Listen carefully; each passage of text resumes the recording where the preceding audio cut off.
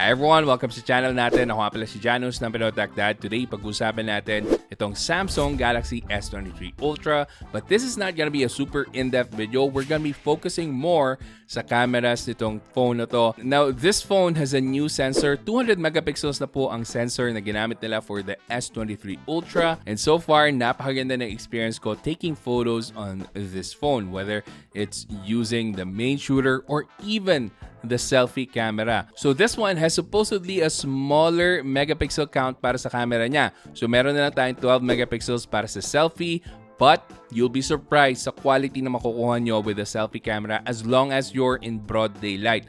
Napakaganda rin po. Solid, and meron tayong 4K 60 FPS sa selfie camera, which is something that you don't see from even flagship phones na ibang brands. But let's go back sa main sensor muna nito. Grabe yung mga photos na may snap nyo from this phone. You won't really believe na galing sa phone mismo yung mga may snap nyo na photos. You would actually think na, uy, parang taken by a standalone na camera.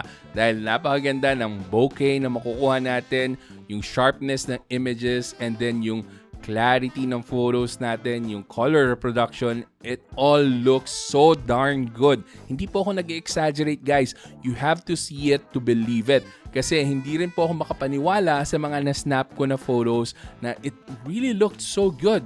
And the best part about this phone na I would totally buy it for is if you love going to concerts or maybe even watching basketball games or any sporting event. If nakaupo kayo sa medyo mas malayong lugar, guys, yung 10 times optical zoom nito, ito yung winner para sa akin.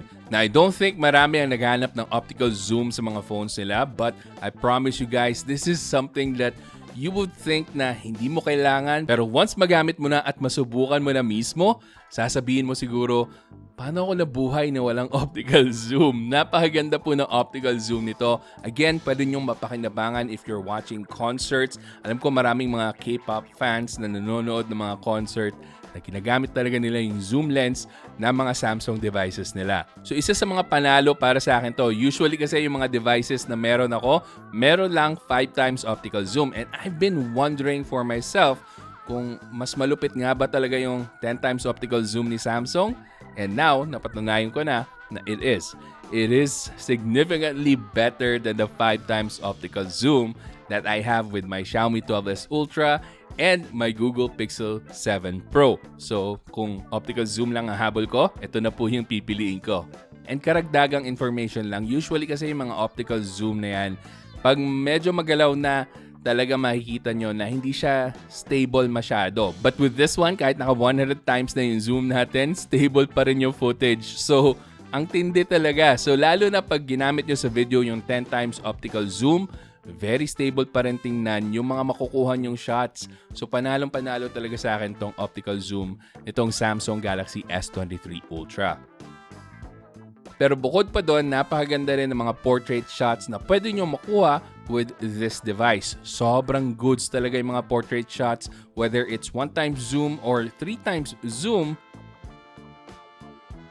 And then usually guys, yung ultra-wide lens ng mga phones, medyo napapabayaan and medyo lagging behind compared sa main sensor natin. But with this one, very robust and very capable rin yung ultra-wide na nilagay nila dito, and surprisingly, goods yung mga shots na nakuha ko. And then pag-usapan naman natin next yung video capability nito. Grabe, sobrang stable ng video na makukuha nyo with the S23 Ultra pagdating sa 4K 60 frames per second. Talagang sinagad ko yung testing nito. Ang dami kong videos na shoot gamit tong phone na to. And makikita nyo whether if it's in a moving car, hindi talaga siya mauga. And then kung naglalakad naman kayo, handheld lang, walang problema. Stable po lahat ng footage na makukuha nyo. Very smooth pa, lalo na kung 4K 60 FPS ang isushoot nyo. Pero in comparison to iPhone, I think medyo may konting lamang pa din si iPhone pagdating sa video. But this could also be subjective na rin kasi para sa akin, mas kaaya-aya lang talaga tingnan yung results ng video from an iPhone. But overall, I think medyo close fight na tayo pagdating sa video quality. Mas madalas kasi na angat talaga sa video yung iPhone over the Samsung Galaxy S series. So color me impressed na medyo napapalapit na yung video quality ng S23 Ultra sa iPhone devices. Na kung meron kayong mga camera comparisons na gusto nyo i-request, maybe this is the last thing that's stopping you from buying the S23 Ultra, let me know in the comment section and I'll do my best na magawa niyan ng comparison. But overall guys, kung ang hanap nyo sa isang device ay may complete package pagdating sa camera capabilities, you won't find anything better than this device. Yung 10 times zoom niya, ito talaga yung nagpapaangat versus the other competitions. Other competitions only offer 5 times optical zoom. This one, again, 10 times optical zoom. Very clear pa rin yung image kahit na naka-zoom siya up to 10 times. However, hindi lang po hanggang camera yung kakayahan ng Samsung Galaxy S23 series. So meron rin po tayong S Pen with this phone, which you can also use to take some photos dahil meron tayong clicker dito. So this is already automatically connected sa phone nyo. If you're taking photos with your camera, you can use this. But also, if you like taking notes or doing some doodles on your device, pwedeng-pwede nyo magamit yung S Pen. It's very responsive. It's very reliable. Sobrang ganda ng feature nito. I've been a Samsung Galaxy Note user from before, pero medyo na-stop lang nung lumipat na ako ng ibang brands. But yeah, this is something that is definitely fun to use. And then syempre yung performance, dapat natin pag-usapan. So meron tong Snapdragon 8 Gen 2 na made for Galaxy. So this is a special version supposedly of the Snapdragon 8 Gen 2, but this is just an overclocked version.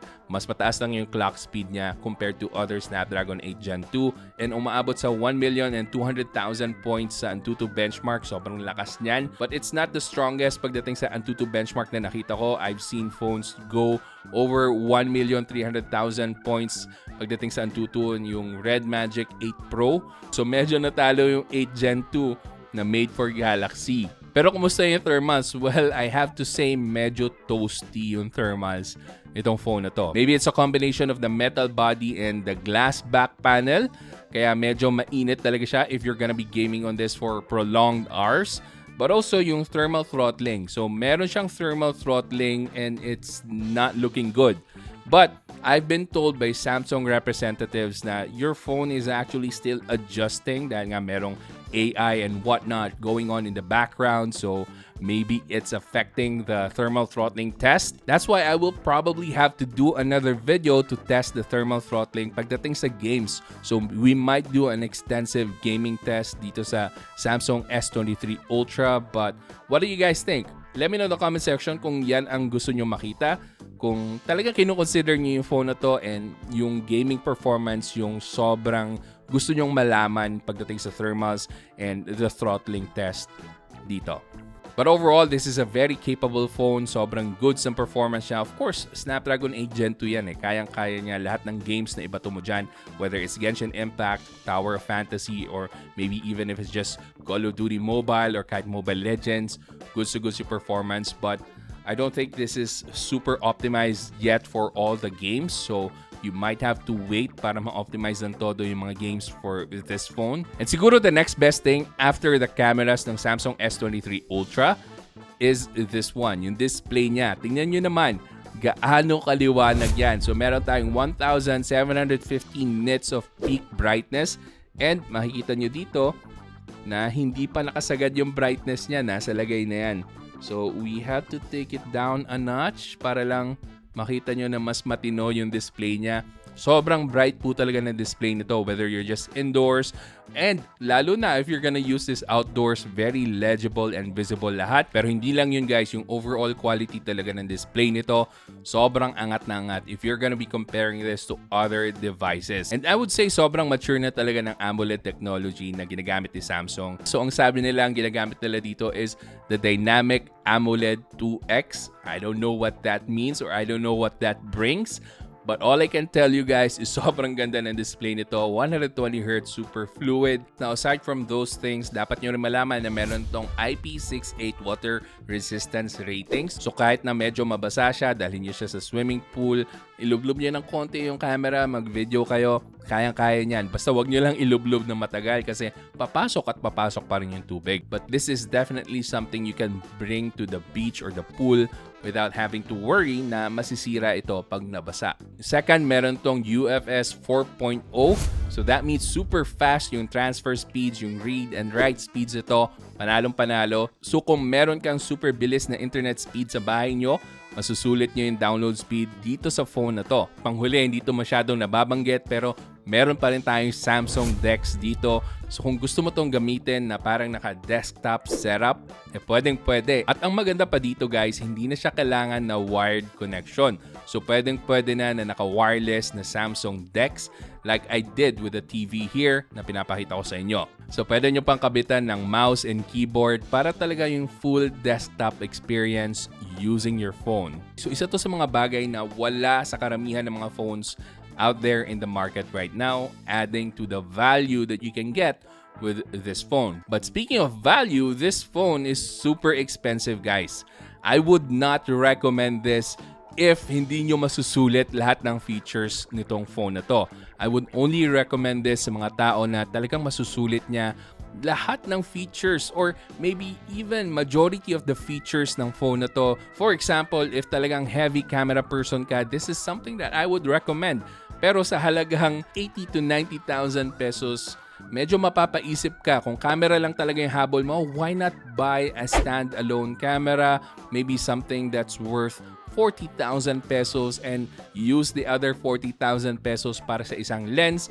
And then if you already have a phone, then walang problema. You still have your communication device, but you have a standalone camera na pwede nyong gamitin. But it also can't be denied na yung image processing, yung AI na ginamit nila dito is super useful. It's something that you can't get with a standalone camera. With a standalone camera, you have to switch lenses. Medyo mahal din yung lenses. And then yung manual settings pa ng camera mo kasi hindi usually maganda yung auto settings ng mga cameras out there right now. So on that aspect, medyo mapapaisip ka talaga, di ba? Why not buy a standalone camera? But also there's the consideration of the AI, the image processing. So kung ako lang, bibilhin ko tong phone na to, number 1, for the camera. Number 2, for its great display. 6.8 inches, napakalaki. And number 3, yung S Pen. So the S Pen is something that's super useful for the people who love to take notes, who love to make doodles on their phones. Pero kung ang hanap nyo is a better gaming experience, maybe a faster charging phone kasi meron lang tong 45 watts na charging speed, you're better off buying something as affordable as the Realme GT Neo 5, which I have a video of na ililink ko dito. But anyway, kung gusto mong bumili nitong Samsung Galaxy S23 Ultra, yung pinakamura po na mahanap ko, ililink ko po dyan sa description box. And also, kung gusto mo pang manood ng mga videos ko, meron po akong mga ililink dyan. I'm sure magugustuhan niyo po yan lahat. So hanggang sa susunod, ako nga pala ulit si Janus ng Pinoy Techdad. Kita-kita ulit tayo.